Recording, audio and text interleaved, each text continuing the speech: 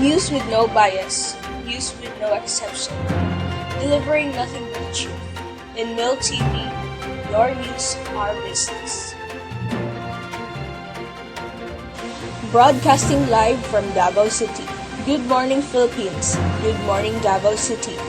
This is Cabaltica, serving you the hottest and most leading news of the hour. And for the headlines.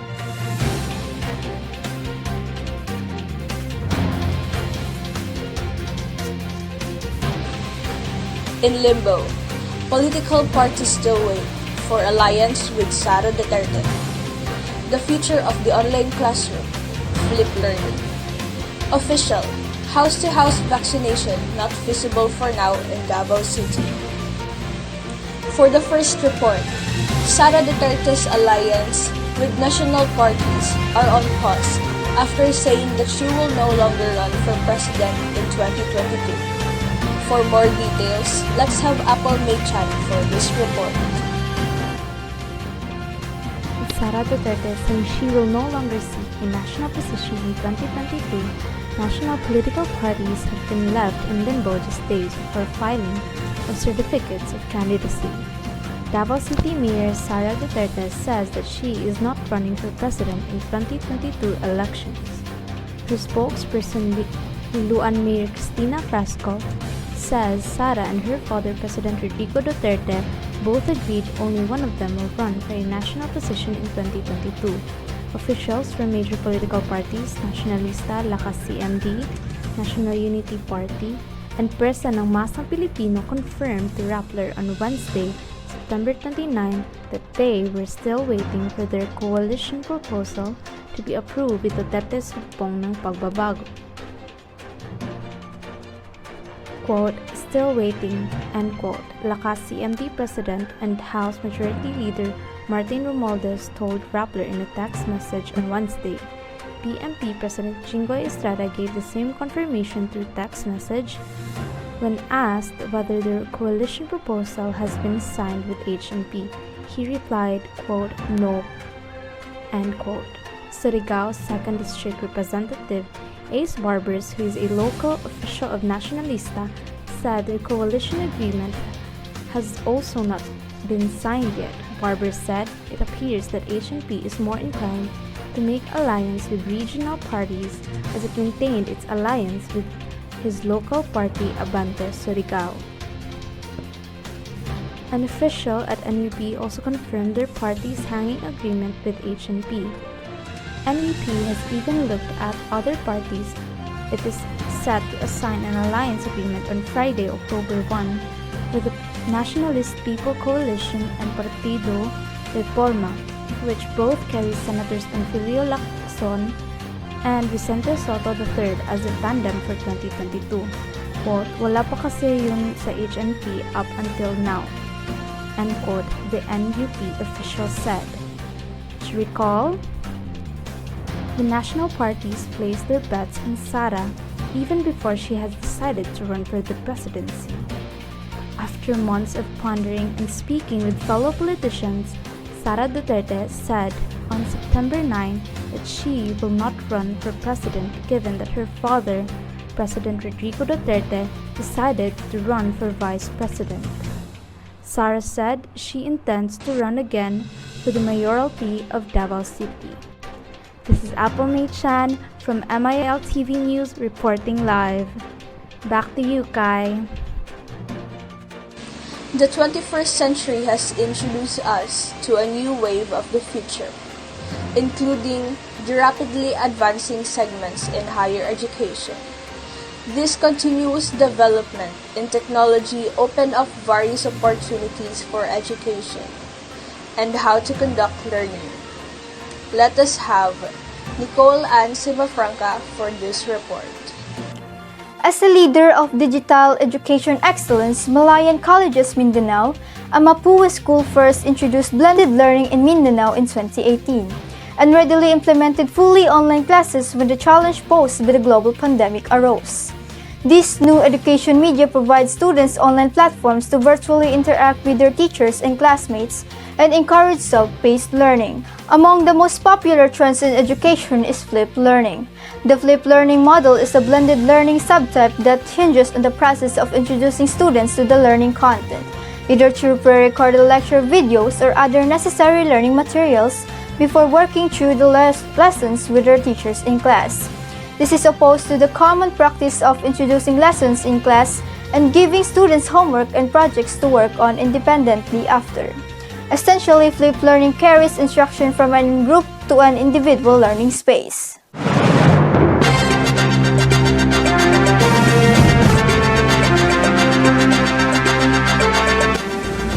COVID-19 Task Force spokesperson Dr.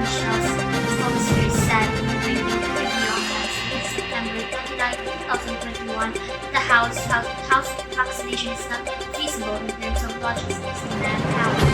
Other local government teams in the country are doing household vaccination, especially for those bedridden senior citizens and those with comorbidities. However, in response, Bullecer said that it is being addressed by the mobile vaccination teams led by the Sangguniang Pangungsod councilors. At least 38,639 individuals received their first drops of COVID-19 vaccines as of September 21, 2021, as the SP-led mobile vaccinations target Davao City's high-risk barangays. Of the 36,639 vaccinated Davaoans through the mobile vaccinations of the Vice Mayor's Office and Davao City's councilors since August 4, a total of 2,257 already got their second doses. In addition, the officials said that the city is currently preparing guidelines for the incentives for individuals vaccinated for the first dose. Davao City Mayor Sara Duterte Carpio said in a radio interview Monday, September 27, that the city is seeing a blockage on the targeted vaccination for the first dose every week. This is for my report. Back to you, Kai.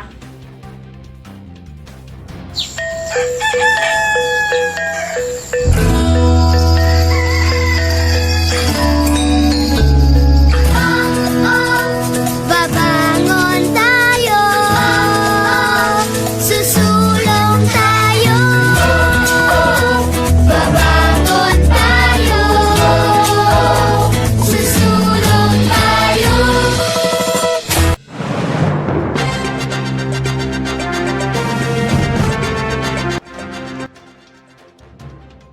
Good evening, I'm Bullecer, mother of Camille Bullecer. Now, when you are mentally healthy, or when you have good mental health, that means that you can sleep well, you're able to enjoy your life, you're able to eat well, wala kang depression, anxiety, and since at the moment we are dealing with when we are dealing with the pandemic, hindi natin maiiwasan na parang mas mahirap i-maintain ang ating mental stability. So how do you really deal with stress? Marami naman pong paraan kung paano siya nagpasan. But in my case, I will just be sharing how I dealt with my daily stresses, the things that really helped me. Kasi nung last year, I have resorted to yung mga maling ways of dealing with it, like yung emotional eating, kasi wala naman sa bahay, lockdown. So, kain na kain, luto na luto, ito yung panahon na dapat tayo mag-save, di ba? Pero ang ginagawa natin is bili tayo ng bili, hindi na natin naubos. And another thing is yung drinking, di ba? So, we really think na it helps us, but then in the morning, andun pa rin yung problema natin. And another thing is yung overthinking. I mean, kahit naisipin mo yung sitwasyon, one whole week straight, walang pahinga, hindi naman siya nagsusolve. So, I have tried so many things and none of them worked. nawalan na ako ng tulog, I got insomnia, came to a point na nagkaroon ako na anxiety na to the point na grabe yung palpitations ko, and then meron din yung time nagkaroon ako ng depression. I don't want to move, I don't want to function. Hindi nag-work yung mind ko. Hindi ako nakakapag-isip. I can't think well. And for I think mga 4 or 5 months, parang cycle lang siya eh. Parang kung hindi overeating, iinom, matutulog ng 5 a.m., magko-Korean movie, and then magigising ng 1 p.m. And then it didn't help me. I gained weight. Bumalik yung heart problem ko, of course, because of my very unhealthy lifestyle. So, it came to a point wherein I asked myself, these things that I've been doing for the past 4 months, it didn't really help me, but it is slowly destroying me. So what are the things you can do to deal with, to protect your mental health and to deal with stress? Now, again, I'm not an expert. I don't know anything. Ang may share ko lang po is kung paano ko nilagpasan yun. And that is not even concrete. Kasi may mga times pa rin na apektuhan pa rin ako. Ang kagandahan lang, alam ko na kung ano yung gawin ko. Hindi ko na hinahayaan na malunod ako sa mga stress. Ginagawan ko na siya agad ng paraan. Kasi we need to be mentally healthy to function. Diba? So what are the things that really help me deal with stress and in order to protect my mental health? First, I faced my problems. So, hindi pwedeng iwasan mo lahat ng problema mo. Diba? You cannot be in denial with the problems that you're facing. So, sinulat ko lahat, yung unpaid bills, everything sinulat ko lahat because I have to finally face the real problems. And pumasok sa isip ko na, what about when the pandemic ends? So, ibig sabihin may naghihintay sa akin na sangkatutak na problema. So, yun, inupuan ko siya. And nilista ko lahat ng payables ko. And yung lahat ng the things that I needed to deal with. And then I created a plan on how to fix those things. And somehow it helped. Kasi parang meron kang pagkakaabalahan na makes sense ba? Yung parang you are now focusing on the solution, not anymore on the problem. And yun, parang pinanindigan ko yun. And when yung mga quarantine, yung lockdown, the lockdown was lifted, in-arrange ko kung ano yung dapat ko unahin, which bills to pay, really important things, and somehow it helped. And another thing that also helped was I got back into exercise kasi I had to, kasi babalik na ulit kami sa studio, so I was forced to train kasi mag-open na kami ulit.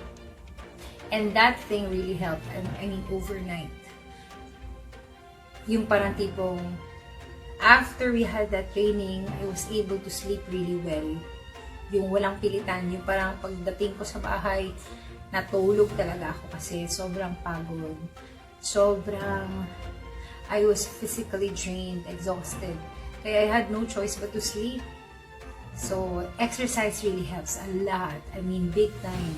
Whatever form of exercise works for you, do it.